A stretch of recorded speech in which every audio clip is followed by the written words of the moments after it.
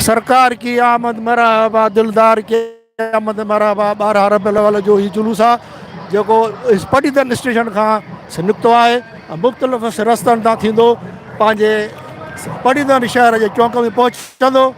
उन जे लाइ अॼोको मेज़बान आहे असगर अली राजपर साहब जेको हिन जुलूस जी कवरेज कंदा। असगर अली राजपर साहब हलिया, असगर अली राजपर साहब कवरेज कंदा। नाज़रीन, जीअं त हिन वक़्तु असां 12 रबियुल अव्वल जे निस्बत सां हस्बे रवायत जेको स्टेशन खां जुलूस ईंदो आहे ऐं प्यादल ऐं गाॾियुनि ते नंढा ॿार नौजवान रक़्स कंदा पटीदन शहर जे मुख़्तलिफ़ चौकनि तां थींदा ऐं वापसि अची जेको आहे सो वरी स्टेशन ख़तमु पज़ीर थींदो आहे।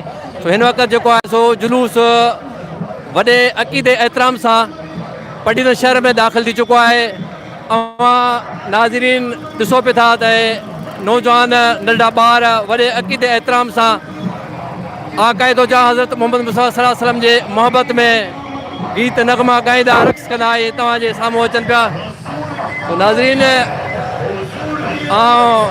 वरी इहा गुज़ारिश कंदुसि अॼु 12 रबियुल अव्वल जे निस्बत सां हे जलसो जेको आहे सो इंतिहाई एतिराम सां ॾेखारियो वञे थो। मरहबा मरहबा मरहबा मरहबा।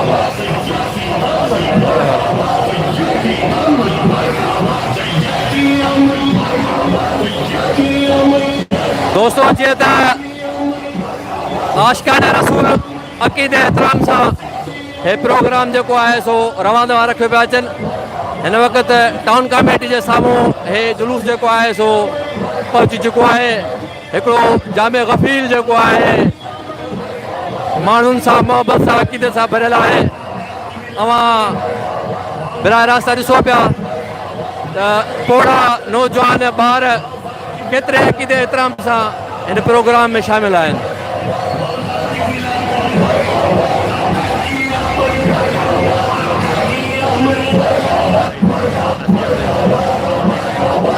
शबीर साहब अस्सलाम वालेकुम।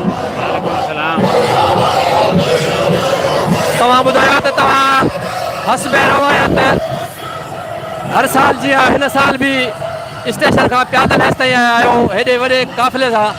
तव्हां केतिरी ख़ुशी महसूस था कयो ऐं माण्हुनि में केतिरी मोहबत ऐं अक़ीदो महसूस था कयो? बिस्मिल्लाह रहमान रहीम। साईं 12 रबियुल अव्वल जे हवाले सां माण्हुनि में वॾो जोशो खरोश आहे। वॾी ख़ुशी जी ॻाल्हि आहे। हर साल असां 12 रबियुल अव्वल ते ईअं ई जुलूस वठी ईंदा आहियूं। ओल्ड पटीदन में हिते बि दोस्त बंदोबस्तु कंदा आहिनि।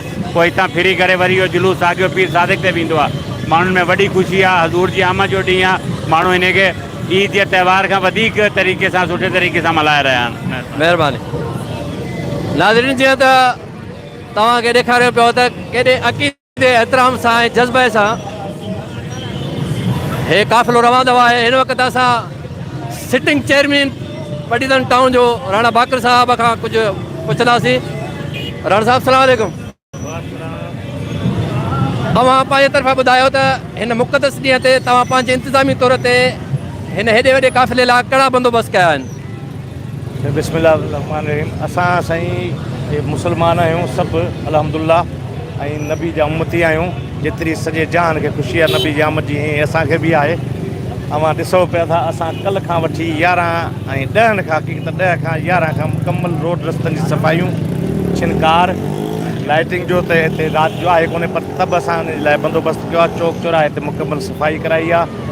टोटल रस्तनि ते बाक़ाइदा रूट हले पियो थो। जीअं रूट खे प्रोटोकॉल ॾिबो आहे हीअं प्रोटोकॉल असां पंहिंजे वसार मुकमल कोशिशि करे हुनखे प्रोटोकॉल पिया छॾियूं।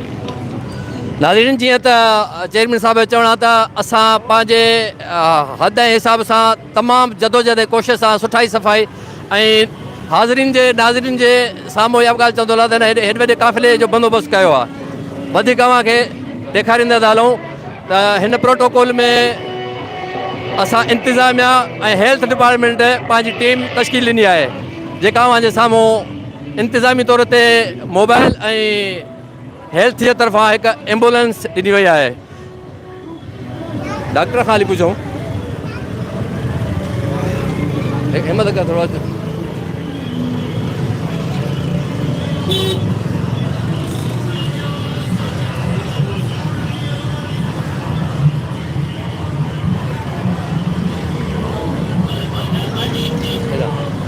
अस्सलाम वालेकुम डॉक्टर साहब छा हाल ख़ुशि आहियो ख़ैर आहे जीअं त अॼु 12 रबीउल अव्वल मुक़दस ॾींहुं आहे आक़ाइदो जां हज़रत मोहम्मद मुस्तफ़ा सल्लल्लाहु अलैहि वसल्लम जन जा आमद जो ॾींहुं आहे ऐं हर आशिक़ान रसूल जेको सो ख़ुशीअ जो इज़हार अव्हां हिकु डॉक्टर आहियो ऐं अव्हां जी ड्यूटी बि आहे ऐं पंहिंजी टीम सां गॾोगॾु तव्हां छा था महसूसु कयो त केतिरो माण्हुनि में मुहबत अक़ीदो ऐं जज़्बो ऐं जोश आहे अॼोको ॾींहुं आका अलैहिस्सलाम जी जश्न विलादत जो जश्न मिलादुन नबी सल्लल्लाहु अलैहि वसल्लम आहे जंहिंमें असां मुस्लमान तमामु वधी करे हिसो वठूं पिया असांजे जुलूस में जेके बि शुरुका आहिनि जुलूस में तमामु ज़ौक़ शौक़ सां जोश ऐं वलवले सां शरीक थिया आहिनि ऐं पंहिंजे आका अलैहिस्सलाम जी आमद जो जश्न मल्हाए रहिया आहिनि महिरबानी इहो डॉक्टर हाजी मोहम्मद असलम साहब जंहिं पंहिंजे ख़्याल इज़हार कयो एम्बुलेंस खे थोरो ॾेखार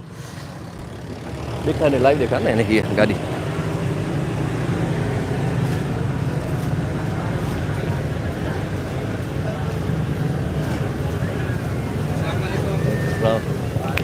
हे आहे असांजो दोस्त आज़ा शकील अहमद राजपूत साहिबु जेको साॻे जुलूस खे कवरेज पियो थो ॾिए हू पंहिंजा फ़र्ज़ जेको आहे सो सरअंजाम ॾेई रहियो आहे असां वांगुरु हिन जी बि कोशिशि आहे त पढ़ीदनि जे हर मामले खे जेको आहे सो हाईलाइट कयो वञे वॾी महिरबानी संदसि ख़ैर त अस्सलाम वालेकुम ख़ैर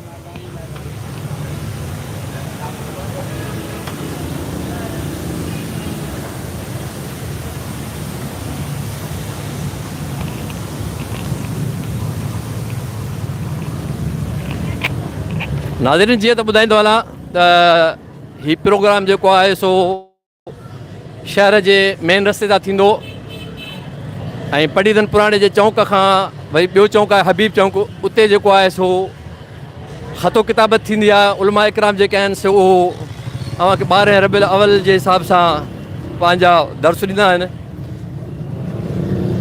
हिन वक़्तु जेको आहे सो पढ़ीदन शहर में काफ़िलो दाख़िल थी चुको आहे